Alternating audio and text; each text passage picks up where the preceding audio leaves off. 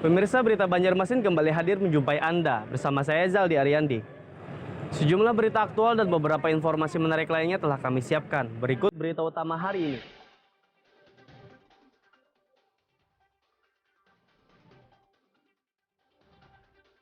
Barang bukti sabu-sabu 3,6 kg yang disita Polres Banjarbaru Kamis kemarin dimusnahkan.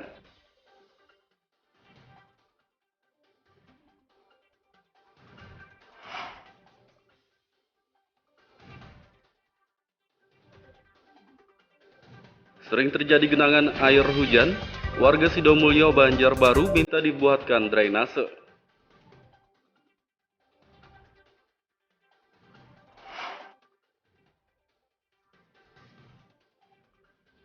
Warga Kabupaten Kota Baru antusias ikuti vaksinasi COVID-19 berhadiah undian.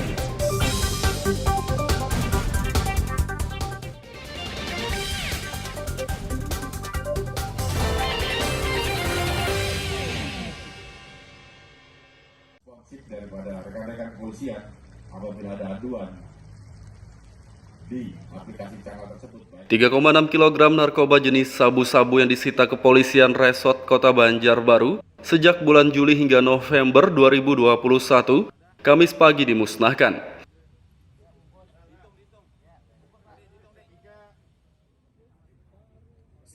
Selain memusnahkan 3,6 kg sabu-sabu, pihak Polres Banjarbaru bersama jajaran Forkopimda setempat juga memusnahkan barang bukti lainnya seperti minuman keras, ganja, obat-obatan terlarang, dan senjata tajam. Adapun jumlah barang bukti yang dimusnahkan yakni 1.711 botol minuman keras, 188,9 gram ganja, 141 butir pil ekstasi, 1.413 butir obat daftargi, dan 10 senjata tajam.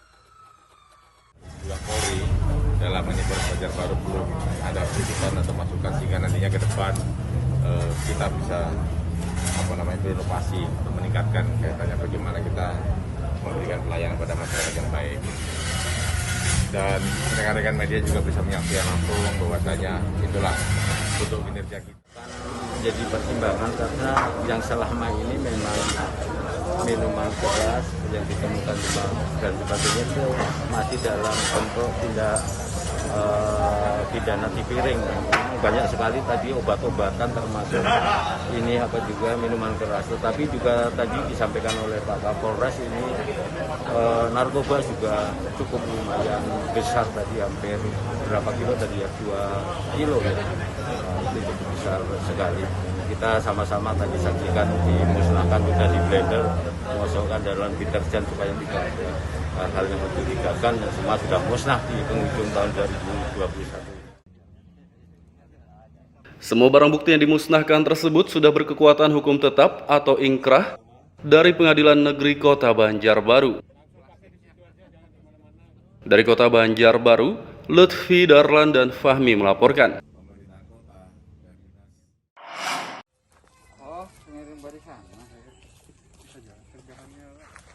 Warga Sidomulyo RT 04 Kelurahan Guntung Payung, Landasan Ulin, meminta dibuatkan drainase kepada pemerintah Kota Banjarbaru karena permukiman mereka sering tergenang air.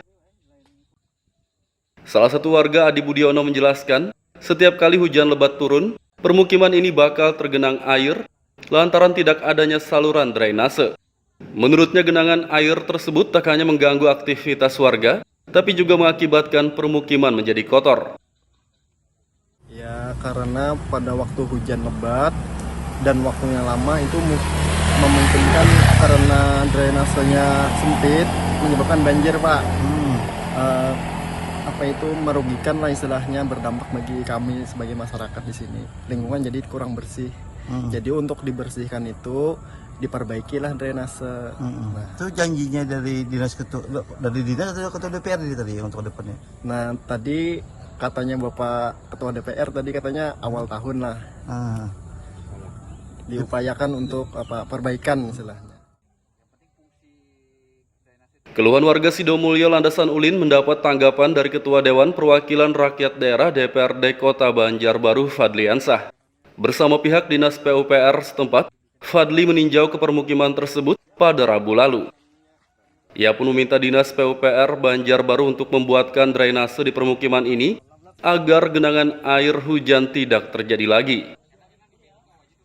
Saya ini yang berupa usulan ya, kita mau apa, kalau bisa kita, kalau misalnya tidak ada saluran, kita bikinkan dulu saluran.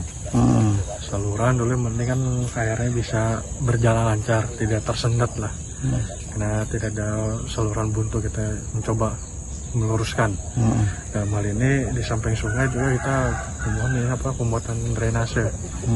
Kemudian drainase ini bisa dibuat lah, kalau bukan dipermanenkan, di sementara aja dulu sama urukan tanah ya kan.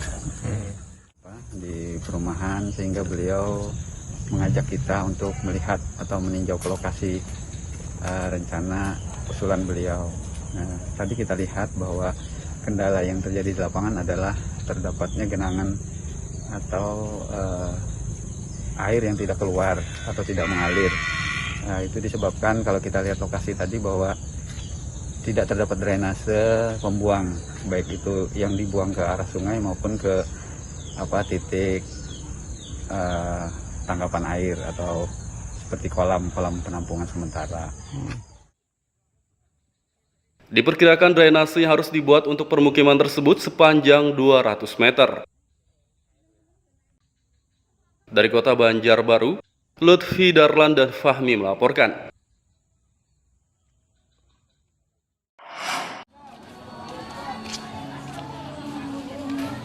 Mempercepat capaian target vaksinasi, Kodim 1004 Kabupaten Kota Baru menggelar vaksinasi berhadiah undian pada Kamis pagi. Hadiah undian berupa motor, sepeda, dan perabotan rumah tangga tersebut disediakan untuk menarik minat warga agar mengikuti vaksinasi. Selain berkesempatan mendapat hadiah undian, warga yang mengikuti vaksinasi ini juga diberi bingkisan paket sembako. Warga pun antusias mengikuti kegiatan vaksinasi dosis pertama yang digelar di Makodim 1004 Kota Baru tersebut. Salah satu warga Intan mengaku mengikuti vaksinasi dosis pertama ini karena ingin mendapat hadiah undian dan kartu bukti telah divaksin. Divaksin apa ya? Sudah. Tahu informasi vaksin hari ini dari mana, Bu? Dari orang sini juga, dari pemenang. Hari ini kan ada vaksin berhadiah, pengen dapat hadiahnya nggak, Mas? Pengen lah. Ya vaksin aja lah supaya dapat kartu vaksinnya. Kan orang kalau awal tahun 2022 kan sudah mulai rejang kartu vaksin. Ya lebih baik vaksin aja sebelum nanti bayar vaksinnya.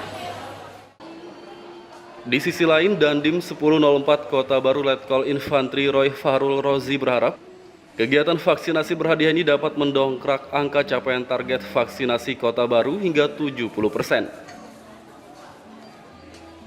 Kita ketahui sampai dengan per hari ini untuk prosentase jumlah masyarakat Kabupaten Kota Baru belum mencapai 70%. Inilah salah satu upaya yang kita lakukan khususnya dari kami Kodim 1004 Kota Baru untuk mempercepat jumlah masyarakat yang sudah divaksin. Hari ini target kita mulai dari pelaksanaan yang kita laksanakan di Makodim sendiri, termasuk juga di jajaran Koramil dengan sasaran kita ke lapangan-lapangan.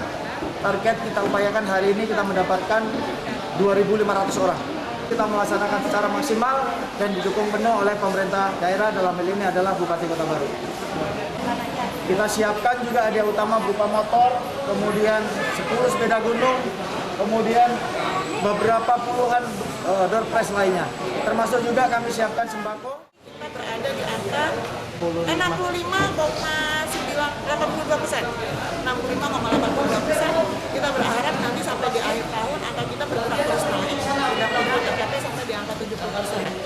Hari ini insya Allah apa yang disampaikan sama Pak Dandim tadi, bahwa kita hanya 2.500, berarti besok kita sudah mencari kurang lebih hampir 2.500 sampai 3.000. Insya Allah mudah-mudahan hari ini tercapai, semuanya bisa berjalan dengan baik karena memang semuanya bekerja keras.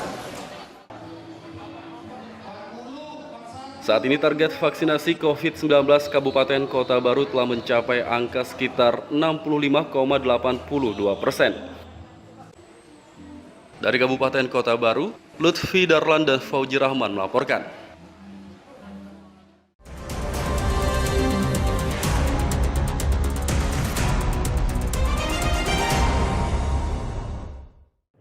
Pemirsa masih bersama kami dalam Berita Banjarmasin. Bagi Anda yang baru bergabung, berikut Berita Banjarmasin utama hari ini.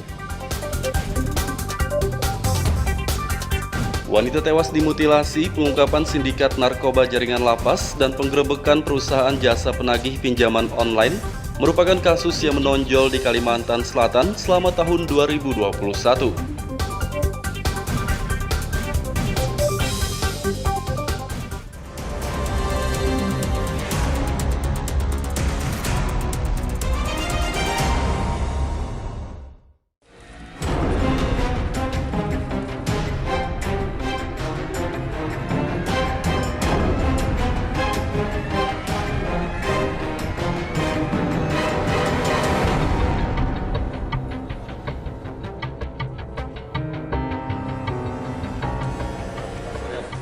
Minta tolong. Ya Tante, tolong, sakit sama sayang. Pada tanggal 2 Juni 2021 lalu, seorang wanita muda ditemukan tewas mengenaskan di kota Banjarmasin, Kalimantan Selatan. Wanita berusia 33 tahun berinisial RH tersebut ditemukan tanpa busana dengan tubuh terbakar dan kepala terpisah sejauh beberapa meter di halaman salah satu rumah kosong kawasan Belitung Darat, Banjarmasin Barat. Korban tewas dibunuh dengan cara dimutilasi oleh tersangka berinisial PH yang merupakan teman kencannya. Pria berusia 40 tahun itu tega menghabisi korban karena kesal ditagih uang berkencan. Usai melakukan pembunuhan, tersangka PH langsung melarikan diri ke Kabupaten Tanah Laut dengan membawa motor korban. Namun berhasil dibekuk polisi kurang dari 24 jam. Kayaknya tersangka ini sengaja mengulangi barang bukti, ya, baju dan celana dan pakaian, makanya ditelanjangkan, termasuk darah itu dilap-lap di tubuh korban itu dan pakainya di bawah. Ya. Karena gelapnya TKP di situ rumah kosong, makanya untuk sampai menunggu pagi ini buru-buru tersangka untuk menghilangkan, tapi masih ada jejak-jejaknya, termasuk ada beberapa ID yang ketinggalan punya tersangka. Kasus pembunuhan ini menggegerkan masyarakat kota Banjarmasin, terlebih lagi korban memiliki suami dan 2 anak yang masih sangat kecil. Di persidangan, terdakwa PH dituntut hukuman mati oleh jaksa penuntut umum karena pembunuhan yang dilakukannya sangat sadis. Dalam sidang putusan yang digelar di Pengadilan Negeri Banjarmasin pada Selasa 28 Desember lalu, majelis hakim memvonisnya hukuman seumur hidup.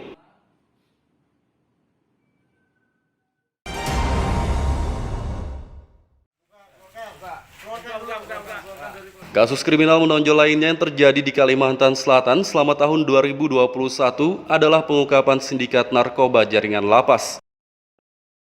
Sindikat narkoba jaringan Lembaga Pemasyarakatan atau Lapas Karangintan Martapura Kabupaten Banjar tersebut berhasil diungkap oleh Badan Narkotika Nasional BNN Provinsi Kalsel pada awal November lalu, bermula dari penangkapan seorang tersangka kurir berinisial MZ. MZ ditangkap di Desa Anjir, Serapat, Kabupaten Barito Kuala pada 20 Oktober dengan barang bukti sabu-sabu seberat 4,1 kg. Barang haram yang dibungkus dengan kemasan teh Cina itu dipasok dari Pontianak, Kalimantan Barat. Dari keterangan MZ, petugas BNN Kalsel kembali menangkap tersangka kedua berinisial RO di Martapura, Kabupaten Banjar. Kemudian tersangka ketiga berinisial MN yang merupakan napi lapas Karangintan Martapura, Kabupaten Banjar. Tersangka MN bertugas merekrut kurir dan mengatur pengiriman sabu-sabu dari Pontianak, Kalimantan Barat. Berhasil mengungkap satu sindikat peredaran narkotika jenis sabu di Kalimantan Selatan. Nah, ini jaringan antar provinsi. Kalimantan Barat dan Kalimantan Selatan. Untuk hal ini bisa terungkap, ya, kami menggunakan intelligent analysis, analisa intelijen, kemudian kami kembangkan dengan penyelidikan di lapangan. Kami membutuhkan beberapa hari tentunya, bahkan bulan untuk bisa mengungkap jaringan. Pihak BNN Kalsel menduga para tersangka narkoba jaringan lapas ini terhubung dengan sindikat jaringan internasional yakni Malaysia. Petugas BNN Kalsel juga masih memburu tersangka pemasok atau pengirim sabu-sabu dari Pontianak yang identitasnya sudah dikantongi.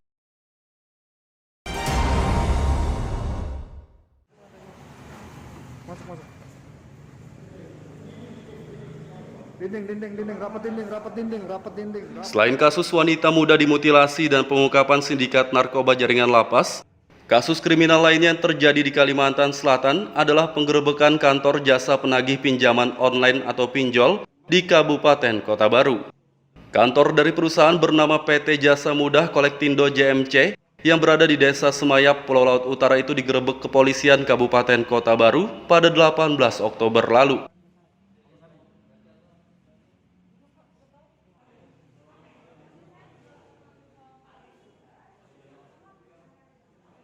Perusahaan yang bekerja sama dengan perusahaan pinjol itu digerebek karena cara yang digunakan oleh karyawannya dalam menagih hutang melanggar hukum, seperti melakukan intimidasi dan mengancam menyebarkan informasi pribadi peminjam. Dalam penggerebekan ini, polisi menyegel kantor PT JMC dan menggiring puluhan karyawannya serta menyita sejumlah barang bukti. Ada sedikit ancaman, kemudian ada mentransfer atau memberitahu atau mendistribusikan atau mentransmisikan data pribadi peminjam kepada orang lain tanpa izin daripada orang tersebut yang berhak. Hampir 40 orang lebih kita sudah melakukan pemeriksaan, diantaranya karyawan atau pekerja dari PT. Selain menggiring puluhan karyawan PT JMC, polisi juga memeriksa satu orang warga negara asing WNA asal Cina yang menjabat sebagai konsultan di perusahaan tersebut.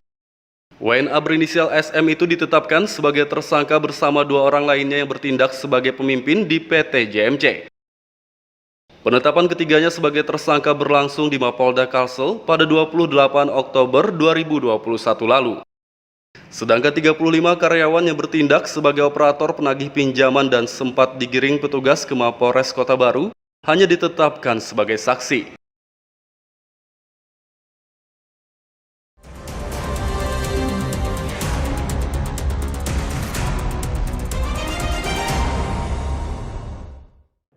Pemirsa masih bersama kami dalam Berita Banjarmasin. Bagi Anda yang baru bergabung, berikut Berita Banjarmasin utama hari ini.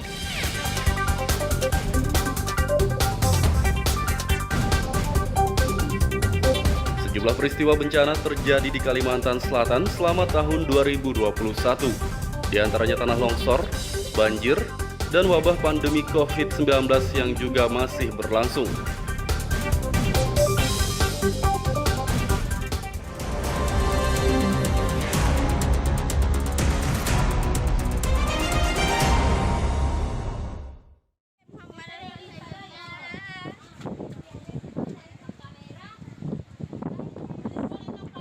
Pada 29 November 2021 lalu, bencana tanah longsor terjadi di Desa Maradapan, Kecamatan Pulau Sembilan, Kabupaten Kota Baru. Berdasarkan data BPBD Kabupaten Kota Baru, longsor yang terjadi akibat pergerakan tanah di lereng pegunungan Maradapan tersebut mengakibatkan 32 rumah rusak di RT 3, 4, dan 5. Sedangkan korban longsor yang menghuni ke-32 rumah tersebut dinyatakan selamat semua dan mengungsi ke desa tetangga yakni Pulau Mata Sirih. Korban longsor di Desa Maradapan yang mengungsi di Pulau Mata Sirih berjumlah 140 jiwa, terdiri dari balita, anak-anak, dewasa, dan warga lanjut usia lansia. Om, itu berapa warga yang mengungsi Om banyaknya ke Pulau Mata Sirih tadi Om? Kami langsung pagi tadi berangkat dan beserta anak-anak ke Mata Sirih, Teluk Lere. Itu ada 140-an jiwa. Ada 140 jiwa ke sana yang mengungsi ke Mata Sirih. Untuk kondisi pengungsi kayak apa Om? Alhamdulillah, dan Lana juga ada tim dokternya dari kondisi. Sepekan setelah bencana longsor terjadi, sebagian pengungsi di Pulau Mata Sirih memutuskan pindah ke Desa Sebelimbingan, Pulau Laut Utara, Kabupaten Kota Baru. Mereka mengaku masih takut kembali ke Desa Maradapan karena khawatir longsor terjadi lagi. Bahkan sebagian dari mereka memutuskan untuk menetap di Desa Sebelimbingan, Pulau Laut Utara.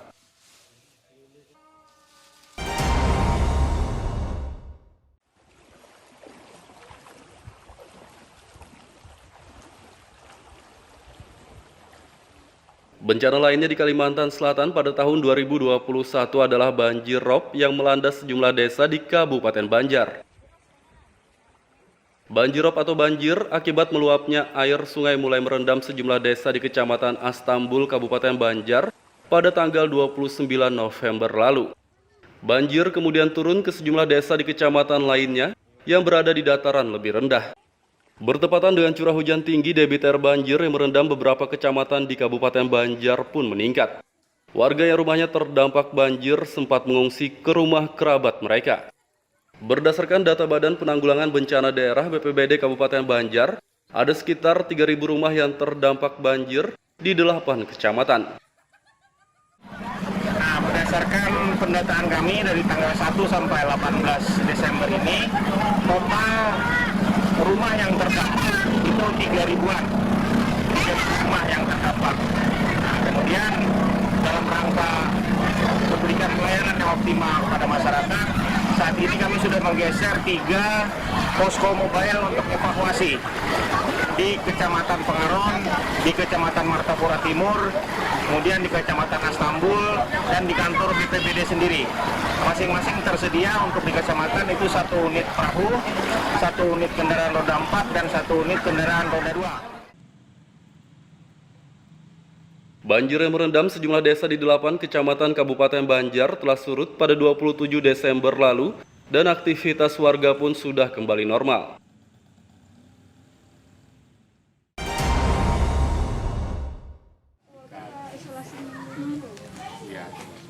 Selain tanah longsor dan banjir, peristiwa lainnya yang terjadi di Kalsel adalah bencana non-alam COVID-19 yang masih berlangsung hingga kini. Dari 13 kabupaten dan kota di Kalimantan Selatan, kasus penyebaran COVID-19 terbanyak terjadi di kota Banjarmasin. Kasus orang yang terpapar COVID-19 di ibu kota Provinsi Kalsel ini hingga tahun 2021 mencapai angka 15.876 dan jumlah kematian 544 jiwa. Lonjakan kasus COVID-19 di kota berjuluk 1000 sungai ini juga sempat beberapa kali terjadi, seperti pertengahan tahun 2021 lalu, di mana semua rumah sakit dan tempat karantina rata-rata penuh terisi pasien COVID-19. Baru tadi malam ada pasien 1 masuk. Ya, kita ini masih menunggu diagnosa pastinya, nunggu hasil swabnya ke 1 jam ke depan. Apakah hasilnya positif atau negatif? Karena ini masih suspek. Ya, mudah-mudahan negatif. Gejalanya apa? Ya, gejalanya ada batuk, ada sesak napas juga, yang mirip gejala COVID, tapi belum ada tegak diagnosa pastinya. Kita tunggulah 1-2 jam ke depan. Saat ini kasus COVID-19 aktif di kota Banjarmasin hanya tersisa 1 orang dan jumlah kesembuhan 15.328.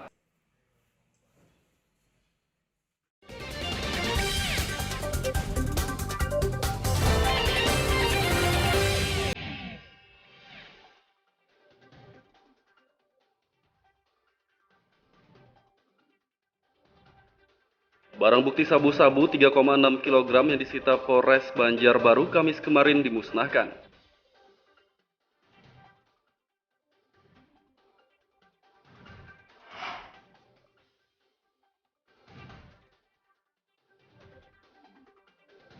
Sering terjadi genangan air hujan, warga Sidomulyo Banjarbaru minta dibuatkan drainase.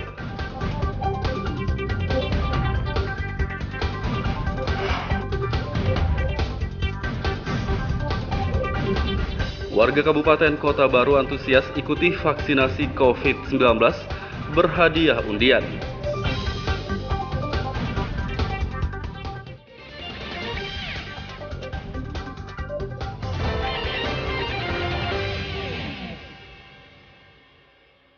Daripada rekan-rekan kepolisian apabila ada aduan di aplikasi channel tersebut. 3,6 kg narkoba jenis sabu-sabu yang disita kepolisian Resort Kota Banjarbaru sejak bulan Juli hingga November 2021, Kamis pagi dimusnahkan.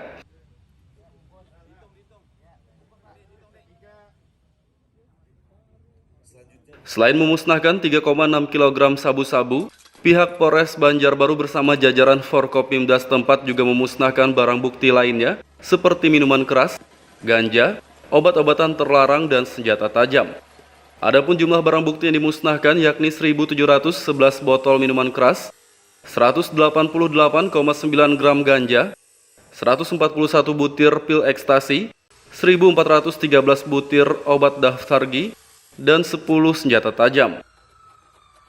Pihak Polri dalam ini Banjarbaru belum ada kritikan atau masukan sehingga nantinya ke depan kita bisa berinovasi untuk meningkatkan kaitannya bagaimana kita memberikan pelayanan pada masyarakat yang baik. Dan rekan-rekan media juga bisa menyaksikan langsung bahwasanya itulah bentuk kinerja kita.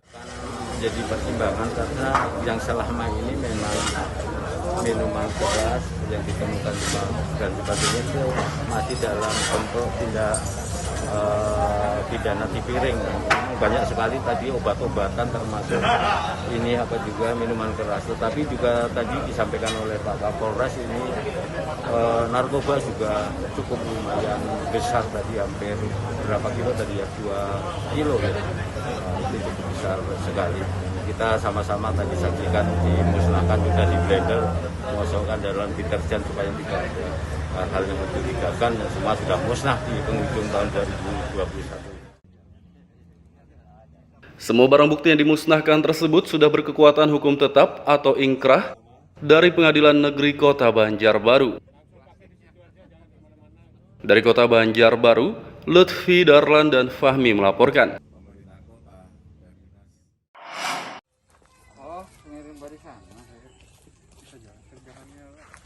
Warga Sidomulyo RT 04 Kelurahan Guntung Payung, Landasan Ulin, meminta dibuatkan drainase kepada pemerintah Kota Banjarbaru karena permukiman mereka sering tergenang air. Salah satu warga, Adi Budiono, menjelaskan, setiap kali hujan lebat turun, permukiman ini bakal tergenang air lantaran tidak adanya saluran drainase. Menurutnya, genangan air tersebut tak hanya mengganggu aktivitas warga, tapi juga mengakibatkan permukiman menjadi kotor. Ya, karena pada waktu hujan lebat dan waktunya lama itu memungkinkan karena drainasenya sempit menyebabkan banjir, Pak. Merugikan lah istilahnya, berdampak bagi kami sebagai masyarakat di sini. Lingkungan jadi kurang bersih. Jadi untuk dibersihkan itu diperbaikilah drainase. Itu janjinya dari dinas atau ketua DPRD tadi untuk depannya. Nah, tadi katanya Bapak Ketua DPR tadi katanya awal tahun lah. Diupayakan untuk perbaikan istilahnya.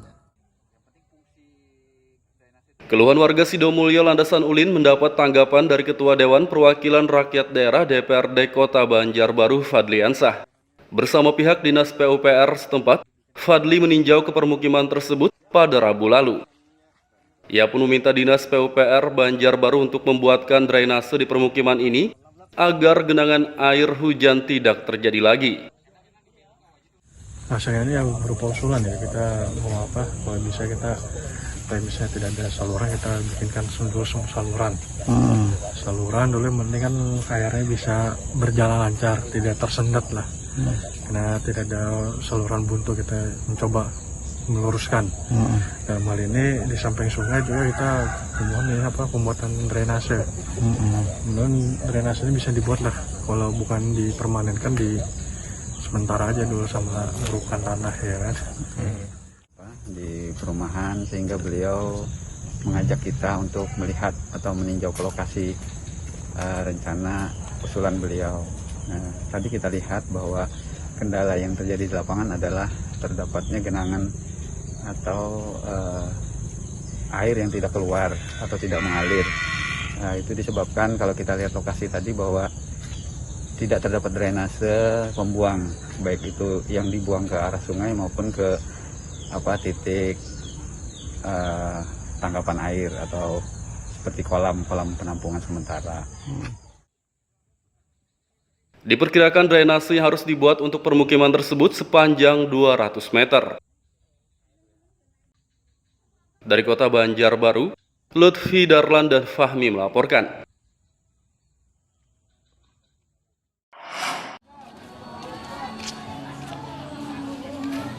Mempercepat capaian target vaksinasi, Kodim 1004 Kabupaten Kota Baru menggelar vaksinasi berhadiah undian pada Kamis pagi.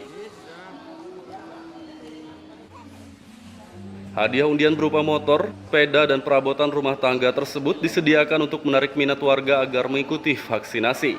Selain berkesempatan mendapat hadiah undian, warga yang mengikuti vaksinasi ini juga diberi bingkisan paket sembako. Warga pun antusias mengikuti kegiatan vaksinasi dosis pertama yang digelar di Makodim 1004 Kota Baru tersebut. Salah satu warga Intan mengaku mengikuti vaksinasi dosis pertama ini karena ingin mendapat hadiah undian dan kartu bukti telah divaksin. Divaksin lebih ya? Sudah. Tahu informasi vaksin hari ini dari mana, Bu? Dari orang sini juga, dari pemenang. Hari ini kan ada vaksin berhadiah, pengen dapat hadiahnya nggak, Mas? Pengen lah. Ya vaksin aja lah supaya dapat kartu vaksinnya. Kan orang kalau awal tahun 2022 kan sudah mulai rajak kartu vaksin. Ya lebih baik vaksin aja sebelum nanti bayar vaksinnya. Di sisi lain, Dandim 1004 Kota Baru Letkol Infantri Roy Fahrul Rozi berharap kegiatan vaksinasi berhadiah ini dapat mendongkrak angka capaian target vaksinasi Kota Baru hingga 70%. Kita ketahui sampai dengan per hari ini untuk prosentase jumlah masyarakat Kabupaten Kota Baru belum mencapai 70%. Inilah salah satu upaya yang kita lakukan khususnya dari kami Kodim 1004 Kota Baru untuk mempercepat jumlah masyarakat yang sudah divaksin. Hari ini target kita mulai dari pelaksanaan yang kita laksanakan di Makodim sendiri, termasuk juga di jajaran di Koramil dengan sasaran kita ke lapangan-lapangan. Target kita upayakan hari ini kita mendapatkan 2.500 orang. Kita melaksanakan secara maksimal dan didukung penuh oleh pemerintah daerah, dalam hal ini adalah Bupati Kota Baru. Kita siapkan juga hadiah utama berupa motor, kemudian 10 sepeda gunung, kemudian beberapa puluhan door prize lainnya.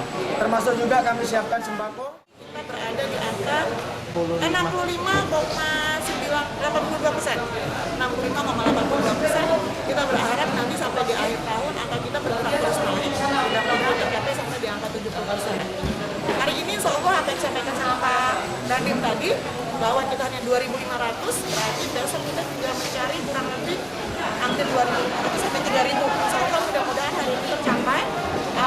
Semuanya bisa berjalan dengan baik karena memang semuanya bekerja keras.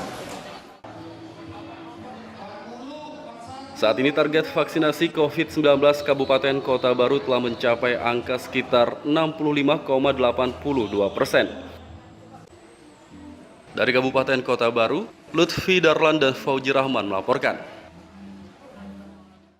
Pemirsa, informasi tadi sekaligus menutup perjumpaan kita kali ini. Saya Zaldi Ariandi beserta redaksi mengucapkan selamat beraktivitas, sampai jumpa.